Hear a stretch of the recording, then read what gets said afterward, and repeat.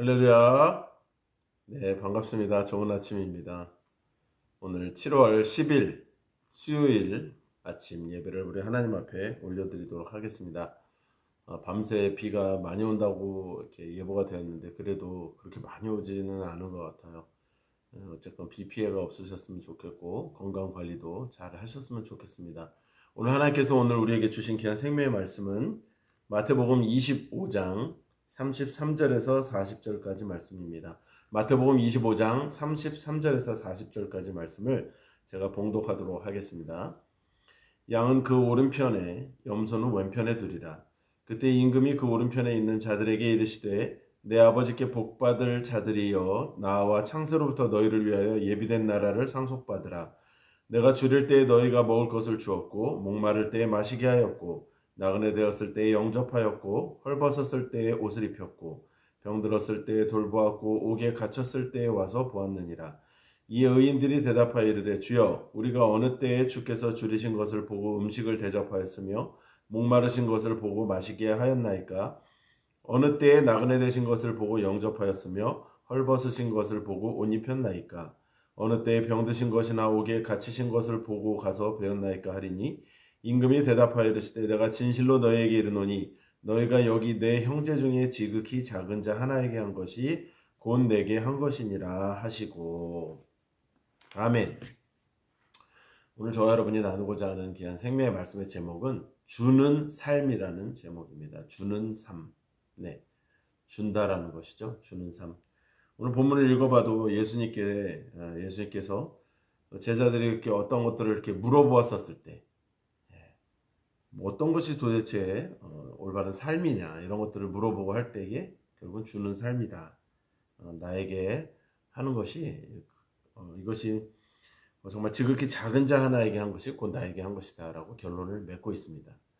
모든 사람들은 사실은 자신이 어떤 위치에 있는지 또 인생에 대해 평가하고 심판하실 분이 있음을 명심해야 합니다. 왜냐하면 주께서 영광의 보좌에 앉으셔서 행하시는 심판이 바로 최후의 심판인데 그분의 심판에는 이 세상의 법정에는 사실 오판이 있을 수도 있지 않습니까? 사람이 하는 것이다 보니까. 근데 하나님이 하시는 것은 절대 그러실 리가 없잖아요. 그러므로 목자가 양과 염소를 구분하는 것처럼 하나님의 심판은 정확할 것입니다. 그분은 뇌물을 받지도 않고 어떤 탄원이나 간구도 그때 가선 소용이 없는 것이죠. 그래서 주님은 먼저 충성된 자들의 수고에 대해서 칭찬하고 계십니다. 그들이 행한 모든 선과 의는 다 주님을 위한 것이었으므로 하나님 나라를 상속하라라는 뜻입니다. 우리에게 주신 소유로 이 약한 자들을 돕도록 힘써야 하는 것은 당연한 것입니다. 이것이 하늘에 보물을 쌓는 복된 일이라고 주님이 말씀하십니다. 이 복을 받아 누리는 저와 여러분이 되어야 할 것입니다. 저주받은 사람들은 도대체 어떻게 해야 저주를 받은 사람들일까요? 그들은 자기들의 소유로 자신들만 살찌운 사람들이 저주받은 사람들이었습니다. 또한 이들은 주님이 이끄는 곳으로 향하지 않고 자기의 주장과 세상의 법칙을 따라 살아온 사람들이며 육신이 즐겨하는 욕망을 따랐던 사람들입니다. 주님의 비유 중에 나오는 이 어리석은 부자처럼 사는 것은 인생의 낭비일 뿐입니다. 하나님의 심판은 분명히 있기 때문에 우리들은 순간순간을 잘 준비하며 복받는 사람에 속해야 할 것입니다. 그런데 중요한 것은 우리는 주는 자의 삶을 살아야 한다라고 말씀을 하시는 거예요. 인간의 욕심 때문에 죄가 다 이렇게 생긴 것 아닙니까? 욕심이 잉태한 즉 죄를 낳고 죄가 장성한 즉 사망을 낳느니라. 처음부터 인간은 그 선악과를 먹으려는 그 욕심 때문에 죄가 출발하였던 것처럼 욕심 때문이에요. 탐심, 욕심. 그런데 그런 것을 다 내려놓고 주라고 말씀하시는 거예요. 나누라는 거예요. 하나님은 우리를 창조할 때부터 만물이 나를 통해 복을 받도록 또 나를 통해 온 땅이 충만케 되도록 그렇게 만드셨습니다. 사단으로부터 다 빼앗겨서 우리가 줄 수 없는 삶을 살게 되자 주님께서 이 땅에 오셔서 죽으시고 우리에게 다 주셨잖아요. 남기신 것이 무엇입니까? 하나도 없습니다. 다 주셨습니다.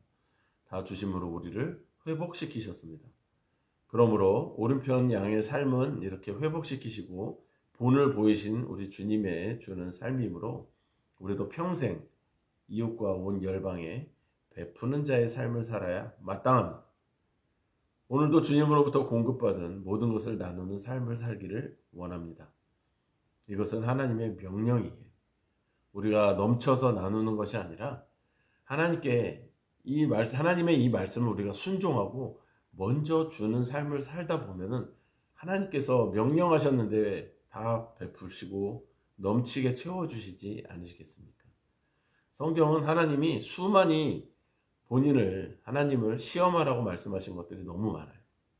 11조뿐만이 아니라 이렇게 베푸는 삶 모든 것도 우리가 먼저 하다 보면은 없어서 못할 것 같지만 그렇지 않다라는 거. 하다 보면 정말 하나님께서 다 채워주신다는 것이죠.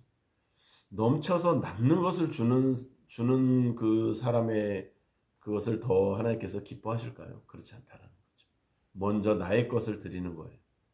소년의 도시락을 먼저 내놓았을 때의 오병이어의 역사가 일어났던 것처럼 우리도 오늘 주는 삶을 통해 하나님의 명령을 순종하고 이행하며 복받는 자의 삶을 살기를 주님의 이름으로 부탁드립니다. 기도하겠습니다. 하나님 감사합니다. 주는 삶을 살기 원합니다. 하나님께서 우리에게 다 주셨건만 우리는 아직도 그것을 꼭 이렇게 간직하며 남에게 주지 않으려고 한다면 하나님께서 반드시 그것들을 다 가져가실 것입니다. 더 잘 베푸는 자에게 아마 그 복을 나눠줄지도 모릅니다. 하나님, 그렇게 어리석은 자의 삶이 아니라 하나님은 저주받는 자, 어리석은 자를 이렇게 표현하셨던 것처럼 우리도 욕심을 내지 않고 나누고 베풀며 하나님의 명령에 순종하고 또 하나님의 나라를 이루어가는 우리 성도들 되도록 인도하여 주시옵소서. 습한 날씨 속에서도 건강을 책임져 주시고 또 우리 아프신 환우들 우리 주님께서 속히 낫게 하여 주시옵소서. 예수님의 이름으로 기도드리옵나이다. 아멘. 네, 하루 동안 잘 지내시고 이따 수요 예배에서 다시 뵙도록 하겠습니다. 샬롬.